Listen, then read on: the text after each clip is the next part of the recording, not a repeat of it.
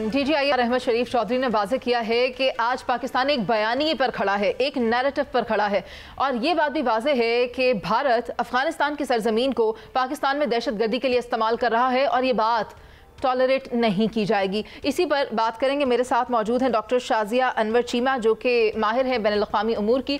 बहुत शुक्रिया मैडम आपके वक्त का। आप मुझे बताएं कि पाकिस्तान और अफगानिस्तान के जो ताल्लुकात हैं और आप ये भी जानती हैं कि अफगानिस्तान की सरजमीन पाकिस्तान में दहशतगर्दी के लिए इस्तेमाल हो रही है, साथ ही साथ अब भारत भी उसमें ज़्यादा पार्टिसिपेट करता हुआ नज़र आ रहा है। तो मुझे आप बताएं कि फिर ये चीज़ें किस तरह लेकर चली जाएंगी, क्योंकि हर बात तो बातचीत से हल नहीं होती। अगर ऐसा होता तो फिर जिस तरह DGISPR साहब फरमा रहे हैं तो फिर तो गज़वात भी ना हुई होती।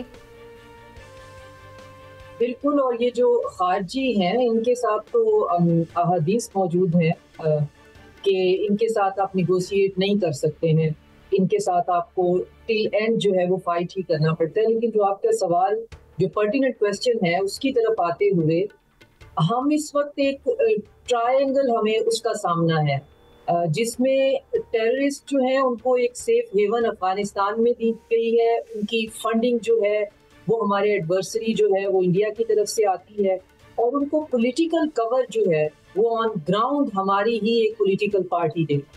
तो अब जब ये तीनों चीज़ें मिलती हैं तो फिर ये फ्लाउट करती हैं उस नेशनल एक्शन प्लान को, जो कि बनाया ही इसलिए गया था कि हमने इस दहशतगर्दी के खतरे से कैसे निपटना है, जिसकी पहली क्लॉज ही ये थी कि कोई पॉलिटिकल पार्टी जो है वो दहशतगर्दी के बयानिए पे सियासत नहीं करेगी। और सब पॉलिटिकल पार्टीज ने उस टाइम पे 2018 में फिर 2021 में इस पे सिग्नेचर किए थे। सब इसके सिग्नेटरी हैं कि हम दहशतगर्दी के ऊपर पॉलिटिक्स नहीं करेंगे। लेकिन उसमें फिर बाद में ये हुआ कि एक पॉलिटिकल पार्टी जो जिसको कि मैं एक कल्ट कहती हूँ, उनका सर्वाइवल जो है वो हाइफनेट हो गया।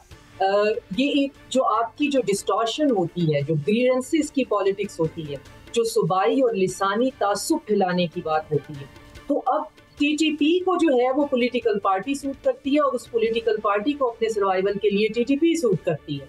और TTP को फंडिंग इंडिया से आती है और रहने की जगह अफगानिस्तान में मिलती है। और बहुत क्लियरली आज DGISPR ने ये पूरा नेक्सस जो है वो बता दिया है, समझा दिया है, सबूतों के साथ दिखा दिया है कि ये सारे का सारा चलता कैसे है।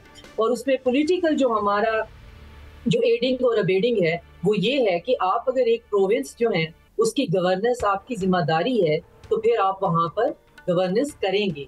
फिर वहाँ पे आप जो है वो लूप होल्स नहीं छोड़ेंगे, वहाँ पे आप चीज़ों को दरपर्दा नहीं करेंगे कि आपके क्राइम्स हैं जो 6-6 साल से पेंडिंग हैं, वो अदालत में मुकदमे चल ही नहीं रहे हैं। वहाँ पे स्मगलिंग से लेकर नारकोटिक्स तक हर चीज़ जो है, एक्सटॉर्शन मनी है, ये सारी की सारी चीज़ें जो है वो दहशतगर्दी की जो टेरर फाइनेंसिंग है उसमें हेल्प करती हैं। तो आप कम से कम इसको अपना फायदा मत बनाएं और एक ऐसा सूबा जो इसकी जद में आया हुआ है उसके लोगों पे रहम करें, क्योंकि आप पे ये जिम्मेदारी है, उन्होंने आप पर ये जिम्मेदारी दी है कि आप उनके तहफ़्फ़ुज़ को यकीनी बनाएं। जी डॉक्टर तो शाजिया, और इस हवाले से मुकम्मल स्टैट्स भी आज प्रेजेंटेशन में शेयर किए गए जब ये प्रेस कॉन्फ्रेंस जारी थी। शहजाद हुसैन भट्ट साहब भी हमारे साथ मौजूद हैं और वो भी आपसे सवाल लेंगे। बात ये है, सोचे समझे मंसूबे के तहत मैं समझता हूँ दहशतगर्दों और सहूलतकारों को पाकिस्तान में जगह दी गई है और दहशतगर्दी के पीछे गठजोड़ जो है वो मकामी और सियासी पुष्टपनाही भी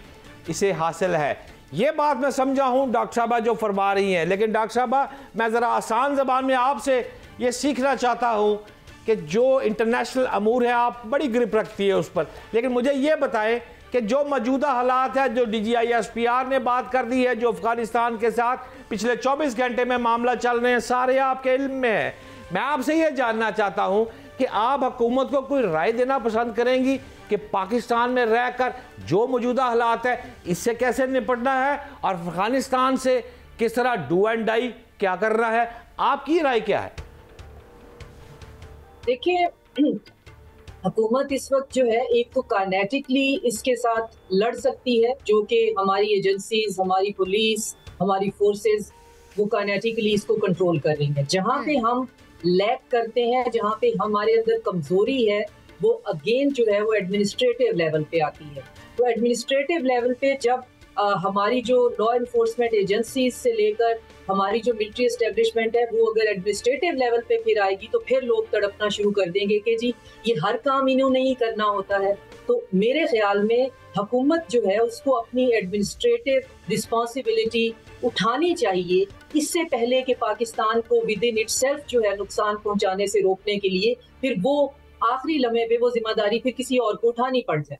और दूसरी सूरत में अफगानिस्तान के साथ हमें डायलॉग बहरहाल कंटिन्यू करना चाहिए। उनकी एक हुकूमत जो वहाँ पे बनी हुई है सो कॉल्ड, लेकिन उसके सामने भी हमें ऑप्शंस रखनी चाहिए, जैसे कि हमने पॉलिटिकल जो है रिप्रेजेंटेशन के सामने ऑप्शन रख दिए हैं कि आपके पास 3 ऑप्शंस हैं, या तो आप इन चीज़ों को ख़त्म करेंगे या आप जो है वो खुद जो है वो बैक उस पर चले जाएंगे, या फिर आप देखेंगे कि हम जो है वो भी खुद आगे आकर इन चीजों को खत्म कर रहे हैं। तो आपसे ताउन की उम्मीद की जाती है। डॉक्टर साहिबा, आपको नहीं लगता कि बारहा अगर एक बात समझाई गई है अफगानिस्तान को कि आपकी सरजमीन पाकिस्तान में बदअमनी के लिए इस्तेमाल हो रही है, ना सिर्फ ये बल्कि आप वो इससे पहले वाला APS वाला इंसिडेंट भी देखें तो ये कोई एक टेन्योर की बात नहीं है, ये काफ़ी पुराना सिलसिला चला आ रहा है, मगर ये शायद लातों के भूत हैं जो बातों से नहीं मान रहे। क्या स्ट्रैटेजी होनी चाहिए इसको टेकअप करने के लिए?